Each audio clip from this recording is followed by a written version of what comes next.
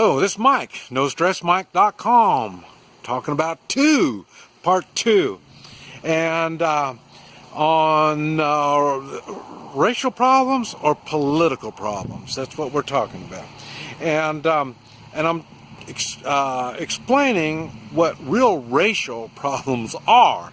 Now, another thing that I thought was the first part I talked about just going to school, being in school. Now I want to talk about when I was 18, I was out of school. I didn't graduate. My last year, my senior year, not only I don't do well in school under normal conditions, but the pressures of the racial thing was really bad. And like I say, they would bring blacks into our school, and then they would beat them and chase them out, and then they get scared and they don't come back. So I was, as far as I know, if I would have graduated, I think I would have been the first non-white to go through the school system, but I'm not sure about that. But I know I'm in the complete school system, because they were bringing them in, but they couldn't survive all the brutality that was going on during those school days. But anyway, so I quit school February of my senior year, and that June I joined the Marines. And the Marines, I didn't realize it, but at that time the Marines were segregated also. They had white Marines and they had black Marines.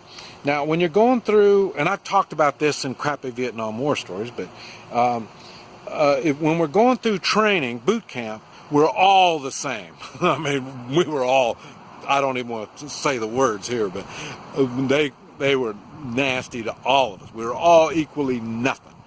And so it was really, and that was part of the training. Now, what happened after that, I went into infantry training and advanced infantry training and all this kind of stuff. And that's where they had a problem, because they had black Marines and they had white Marines. They didn't have Chinese Marines. So they put me in with the blacks. And like I say, I talked about it in crappy Vietnam War stories. And it wasn't pretty. It was bad. And they had problems with me just because I wasn't black. And it's really basically the same. Not all of the black Marines were bad. Like I say, I think there was like maybe 60 of us in the unit, and maybe 10 of them might be really had racial problems. And so it was really nasty at that time. I mean, going through training. Now you got to remember, we're 18 years old, learning to kill, because we are preparing to go to Vietnam. So our training was really violent. And I mentioned in school we didn't really use weapons. Most of the time they just beat you and kick on you and stuff like that. But now in the Marines it's a little different.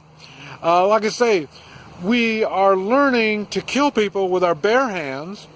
We're learning to use knives. We're pugil sticks. It's about the size, the length of a rifle, and it's got pads on both ends.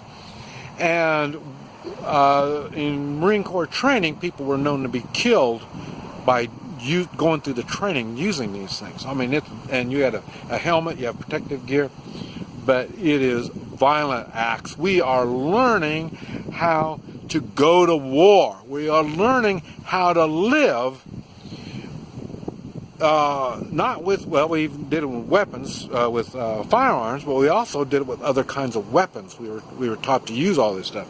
So it was a whole lot harder when, I mean, more violent, more blood, I didn't get any broken bones, but I got, they bruised me up a lot. And so it's, racial problems are very, very violent, very painful. People die. And so, so what's going on now, and they didn't carry posters around, you know, I mean, saying your racial problems. They didn't say, they didn't have posters. They literally hurt people. It's violent. Racial problems are really violent. There's no political stand on racial problems. It runs on hatred only.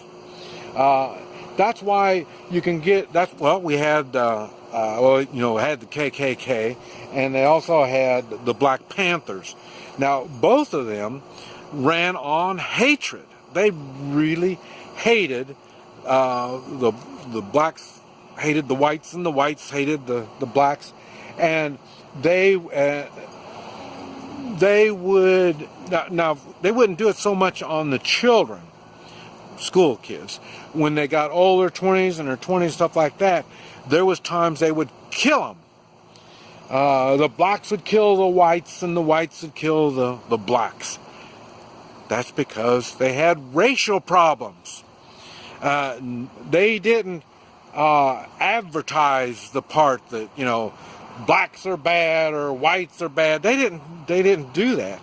They literally attacked these people, and they looked for reasons to violently hurt them, if not kill them. That's what racial problems are.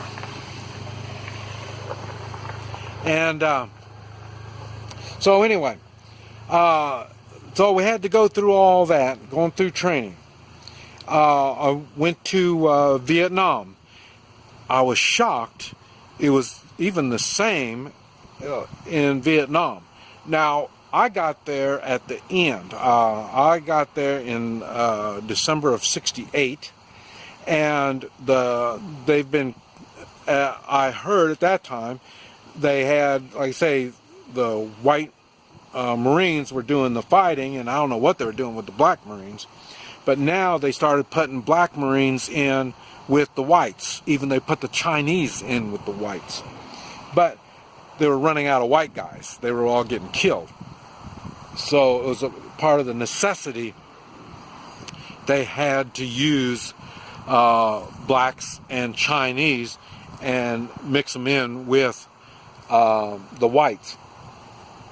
Even at that, there was people that hated the colors. And so, like I say, they would say same thing. They would attack us and stuff. Now we're using real weapons now. We kill people. And so when we're not killing the Vietnamese,